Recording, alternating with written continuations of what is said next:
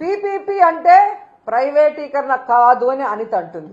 మరి పీపీపీ అంటే ప్రైవేటీకరణ కాకపోతే రౌడీ షీట్లకు ఇచ్చే పెరోలా అని నేను అడుగుతున్నా. ఎందుకంటే పీపీపీ అంటే ప్రైవేటీకరణ అని అందరికీ తెలుసు. మరి ఈ పచ్చ నాయకులకి ఎందుకు తెలియట్లేదో నాకు చెప్పాల్సిన అవసరం ఉంది. ఈరోజు పీపీపీ కానప్పుడు డబ్బులు లేక ప్రైవేటు వాళ్ళకి అప్పగిస్తున్నామని జీవో ఎందుకు ఇచ్చారు? మరి ఆ జీవోని రద్దు చేయండి. ప్రభుత్వమే ఆ కాలేజీల్ని పూర్తి చేయాలని కూడా వైఎస్ఆర్సీపీ నుంచి మేము డిమాండ్ చేస్తున్నాం. సవిత మొదటిసారి ఎమ్మెల్యే అవగానే మంత్రి అవగానే కొత్త పిచ్చోడు పొద్దురగడు అంటారు చూసావా, ఆ విధంగా ఉంది సవిత ప్రవర్తన. తనకు ఓట్లేసి గెలిపించిన ప్రజలకి ఈరోజు మెడికల్ కాలేజీని పూర్తి చేయాల్సిన బాధ్యత మంత్రికి లేదా? జిల్లాలో చంద్రబాబు నాయుడు కూడా చేయని ఆలోచన జగన్మోహన్ రెడ్డి గారు చేసి అక్కడ కాలేజీని నిర్మాణం స్టార్ట్ చేస్తే అది పూర్తి చేసుకోకుండా దాన్ని అమ్మకానికి కేబినెట్ లో పెడితే ఎలా సిగ్గు లేకుండా దానికి మద్దతు తెలిపావని సవితను అడుగుతున్నా నేను. మళ్ళీ నువ్వు కూడా మాట్లాడేదన్నా జగన్మోహన్ రెడ్డి గారి గురించి? నీకే అర్హత ఉంది?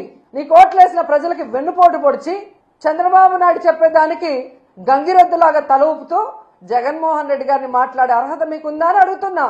ఈ రోజు హైదరాబాద్ లో 15 రోజులకు ఒకసారి ఏఐజీ హాస్పిటల్కి పోయి ఎవరు మందులు వేసుకుంటున్నారో రాష్ట్రంలో ఉన్న తెలుగు రాష్ట్రాల్లో ఉన్న అందరి ప్రజలకు తెలుసు.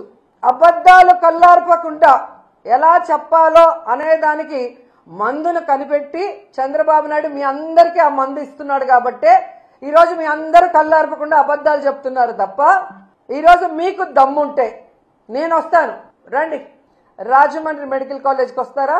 విజయనగరం మెడికల్ కాలేజ్కి వస్తారా? నేను ఇన్ఛార్జిగా ఉన్న మచిలీపట్నం మెడికల్ కాలేజ్కి వస్తారా?